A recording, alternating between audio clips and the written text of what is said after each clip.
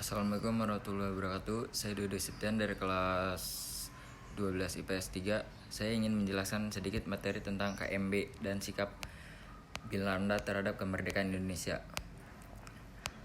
Konferensi Meja Bundar atau KMB merupakan upaya diplomasi yang dilakukan Republik Indonesia untuk mendapatkan pengakuan dari Belanda atas kedaulatan Republik Indonesia. Yang pertama, pelaksanaan KMB.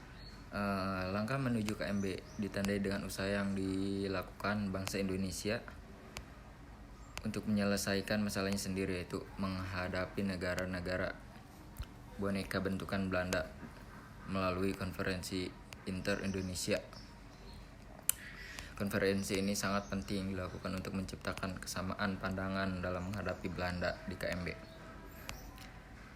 Konferensi Indonesia yang pertama diadakan di Yogyakarta pada tanggal 19 sampai dengan 22 Juli 1949, dipimpin oleh Muhammad Hatta. Konferensi Inter-Indonesia yang kedua diadakan di Jakarta pada tanggal 31 Juli sampai dengan 2 Agustus 1949, dipimpin oleh Sultan Hamid II. Dalam konferensi yang diadakan di Jakarta, kedua belah pihak setuju membentuk panitia persiapan nasional yang bertugas menjaga suasana tertib sebelum dan sesudah KMB. Kesepakatan dalam konferensi Inter-Indonesia mempunyai arti penting sebab pemecahan yang dilakukan oleh Belanda sebelumnya melalui bentuk-bentuk negara bagian telah dihapuskan. KMB dilaksanakan di Den Haag, Belanda pada tanggal 23 Agustus 1949 sampai dengan 2 November.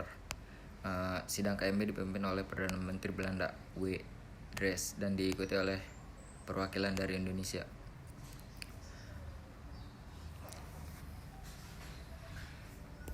Bukan hanya dari Indonesia, sidang ini diikuti oleh perwakilan dari Belanda serta perwakilan yang mengurus sengketa antara Indonesia Belanda. Yang pertama, delegasi Indonesia dipimpin oleh Dr. Anders Muhammad Hatta. Kemudian delegasi Belanda dipimpin oleh J.V. Marshaven. Dan yang ketiga, delegasi BO dipimpin oleh Sultan Hamid II dari Pontianak. Yang terakhir, UNCI diwakili oleh Critchley. Dalam konferensi dibentuk 3 komisi, yaitu Komisi Ketatanegaraan, Komisi Keuangan, dan Komisi Militer. Masalah yang muncul dalam KMB antara lain, yang pertama, persoalan kerjasama dalam Uni Indonesia Belanda. Indonesia menginginkan bentuk kerjasama yang bebas tanpa adanya organisasi permanen, tetapi Belanda menghendaki adanya kerjasama yang luas dengan pembentukan organisasi yang luas pula. Dalam hal terkait masalah utang, Indonesia hanya mengakui utang-utang India Belanda yang dimulai pada saat menyerahnya Belanda kepada Jepang pada tahun 1942. Belanda menghendaki bahwa Indonesia harus mengambil semua kekayaan maupun utang-utang Belanda sampai saat itu, termasuk biaya yang digunakan dalam membiayai perang kolonial terhadap Indonesia. Pada tanggal 2 November 1949 tercapai persetujuan KMB dengan hasil-hasil utamanya sebagai berikut. Yang pertama, Belanda mengakui RIS sebagai negara yang merdeka dan berdaulat.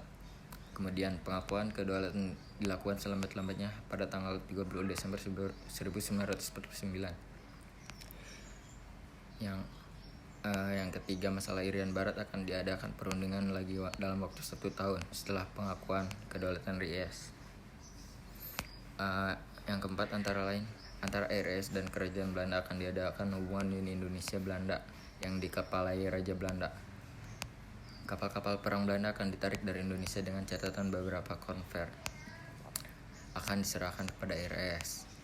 Tentara Kerajaan Belanda selekas mungkin ditarik mundur, sedangkan Tentara Kerajaan Hindia Belanda atau KNI akan dibubarkan dengan catatan bahwa anggotanya yang diperlukan akan dimasukkan dalam kesatuan TNI. Yang bagian kedua, pengakuan dan penyerahan kedaulatan Indonesia pasca KMB. Sebagai pelaksanaan persetujuan KMB yang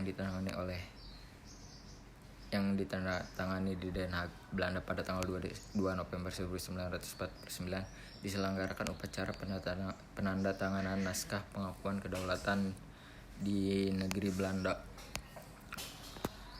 maupun di Indonesia.